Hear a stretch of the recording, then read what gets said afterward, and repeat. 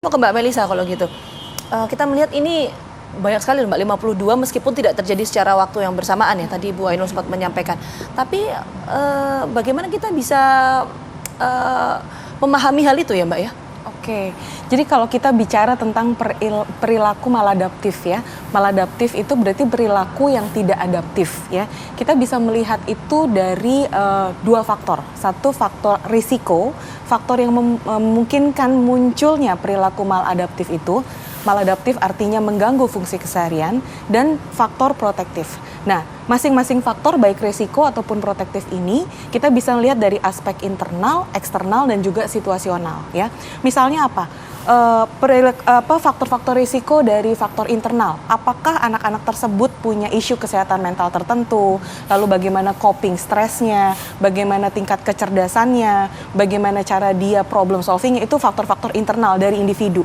Faktor eksternal misalnya pola asuh, kemudian pola pengajaran pendidikan di sekolah, kemudian pola pertemanan ya. Faktor situasional misalnya putus pacar ya, atau mungkin lagi mengalami satu konflik dengan keluarga tertentu. Faktor-faktor ini yang kalau ini sumbunya bertemu satu sama lain bisa memunculkan yang namanya faktor resiko ini menjadi lebih besar begitu. Nah, perilaku yang tadi dijelaskan itu termasuk dalam perilaku self-harming ya, menyakiti diri sendiri. Tidak terjadi di saat yang bersamaan, tapi kenapa ini seolah jadi kayak menjadi tren ya.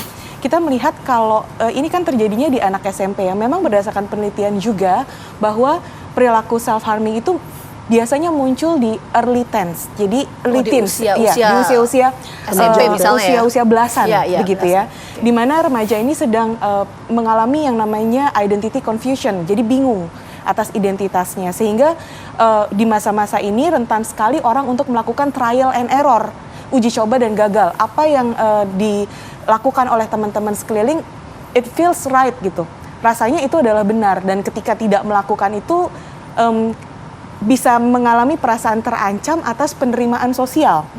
Begitu, itu isu yang khusus pada remaja, sehingga makanya tadi kan kalau dari pernyataannya ibu dari yang di Bengkulu tadi, Bu Ainun, bahwa ya memang dari satu kemudian curhat ke yang lain, seolah mengalami perasaan yang kurang lebih sama apapun itu bentuknya, dan kemudian jadi tergerak untuk melakukannya lagi. Oke, itu ada 50 dengan apa yang tadi disampaikan oleh Mbak Melisa begitu ya. Apakah tapi dengan angka 50 itu kan banyak ya, meskipun tidak jangka waktu yang bersamaan. Apakah ini semuanya memiliki quote unquote gitu ya permasalahan yang sama? Nah, nanti kita bahas lebih lanjut ya.